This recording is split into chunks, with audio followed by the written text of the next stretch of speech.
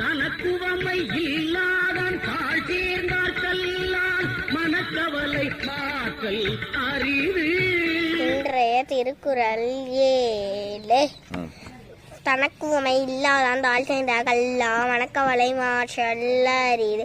பொருள் தன்னை விட அறிவில் சிறந்த சான்றோரின் வழியில் செல்வோர் கவலையின்றி வாழ்வர். எவ்வாறு செல்லாதவர் மனக்கவலை இல்லாதவர் என்பது அரிதுதான். என்ன நாள்? உலக தாய்மொழி நாள். உலக தாய்மொழி நாள். உங்களுக்கு எத்தனை நாள்? 3226. உலக தாய்மொழி நாள் வாழ்த்துக்கள் சொல்லுங்க. உலக தாய்மொழி நாள் வாழ்த்துக்கள். நன்றி.